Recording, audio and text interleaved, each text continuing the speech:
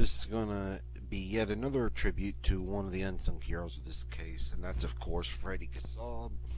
As I've said, I have gained respect for this man because he was dead serious about getting whoever murdered his daughter and two granddaughters. He was Colette's stepfather, as I said, but none of that mattered. So you know what? Fuck you, him and Bill, for saying, yeah, he wasn't even it wasn't even her father. He was her stepfather. To me, if I was to judge who was the better man, I'd say Freddy Kassab because he has more honor. He had more honor and courage in his fingers than him and Bill had in his own whole body. And I made the determination that he was and I pretty much made the determination that he's one of the people that helped let Jeffrey MacDonald off the hook. I know he died in like October, November of 2022. Well, I still don't care. Fuck him. So this is not a word for word recreation, as there's no transcript of the phone call. There's no audio of it that where Freddie was recording phone calls and things of that nature. I mean, and hopefully James McGinnis on his YouTube channel gets a hold of it, because this channel is an invaluable resource on the Jeffrey R. MacDonald case, along with some of the websites like the MacDonaldCaseFacts.com and CrimeNetArchives.net/1979 MacDonald, which I'll share those links. However, this is just me doing some freestyling to the phone call, putting a little bit of my own spin on it, but still trying to recreate a part of true crime history anyway. This is basically a tribute, like I've said, to Freddy Kassab, and what I'm going to do is recreate the 1970 phone call he placed to his son-in-law, Jeffrey R. MacDonald. He already at this point read the Article 32 transcripts, starting to doubt his son-in-law, if his story, what he said happened in that house on February 17, 1970 in the early morning hours. He already had been demanding and sending letters to Congress, the DOJ, the U.S. Army, and going and meeting with with a bunch of congressmen, as many congressmen as he could, going to the DOJ, going to the,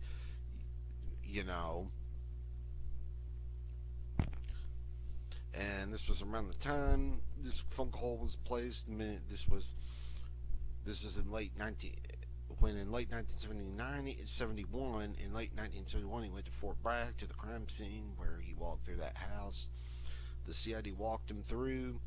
They tried to recreate everything from Jeff's account of the murders, and he realized that Jeffrey R. MacDonald had done it. This was very, very, very tough for Freddy Kassab to come to terms to, and it was a very hard pill to swallow that his son-in-law killed his daughter Colette and his granddaughters Kimberly and Kristen.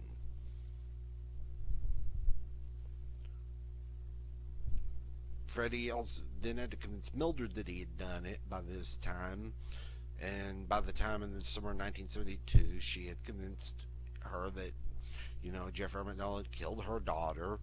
The Army CID did an reinvestigation of repeating occurrence from that started in late 1970. The investigation went till April of 1972. The report was released in May, and now there's just no doubt there's all this stuff on Jeffrey R. MacDonald, and there's all this stuff on him, and there's more of a probability that he did it, and there's possibilities of a motive. They just couldn't get a motive, but at this point, you just got someone who's one pissed off father, and he's calling the son-in-law that murdered his daughter and granddaughters. So I'm going to recreate this phone call. It's part of true crime history, and may Freddy Kassab rest in peace, and I wish Jeff R. MacDonald would confess finally after 56 years that he had done it, but it'll never happen. But here we have it. Yeah, what is it now, Freddy? You know what this is about. I do. Harassment. I mean, if you're gonna call to bother me about what happened 2.5 years ago, well, you got another thing coming. I am not gonna play Dragnet with you. I don't need to, because I'm gonna tell you I've read this damn thing over and over again, and I just need you to tell me again what happened that night. I told you what happened. I don't know why you're calling. You've known me for 16 years and you go behind my back. And what's this shit in the paper I got? Did you is this in every publication or did you just drop it?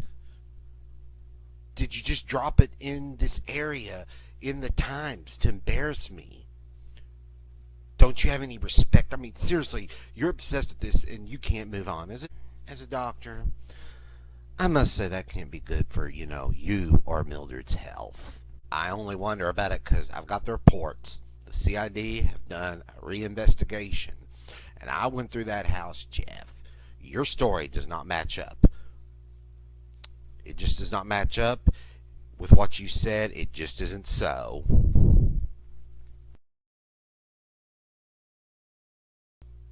Seriously, you're gonna believe those son of a fucking assholes from the CID? Who is it? Which one? The wannabe for Joe Friday Ivory? Maybe it's the Keystone Cop Grebner, or perhaps it's Shaw, the Barney Fife of the Criminal Investigation Division, if you know. Will. God damn it, Fred. You believe those guys? Those guys? Shit, you've known me for 16 fucking years. And you know what? You continue calling me, I'm going to place a harassment complaint. Okay, so stop fucking calling me. You go to any other publication and start investigating this shit. If this costs me my job in St. Mary's, I swear to it, I will sue you for slander. Go ahead. Go ahead. I'll leave you to Miss Larson, maybe. Or who is it this time? Because you really didn't love Colette. Excuse me. What? She was like my everything. Why would you say such a damn lie like that? Because you had affairs with women in 1969 while you were going for Green Beret training in Texas. You were with an airline stewardess and a woman who was an Army employee. You were also seen in the fall of 1969 with a woman named Carol Mae Larson. You were seen kissing her. It was actually your girlfriend in high school. I also found out that while you were under restraint for 5 months in the Army, you had women come into your room. You had sex with one of them. She was an employee at the BOQ. So you weren't some grieving husband. You lied during this whole thing. Christ. You just lied.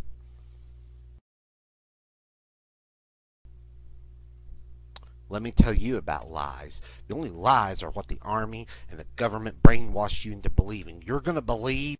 No, because I got a signed statement from the young lady working with the BOQ. She said so.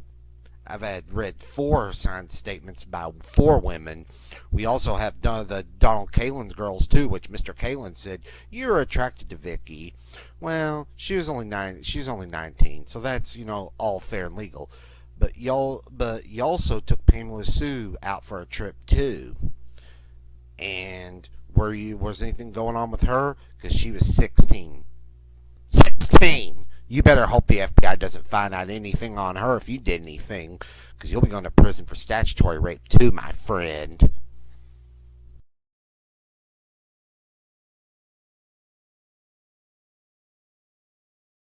Motherfucker.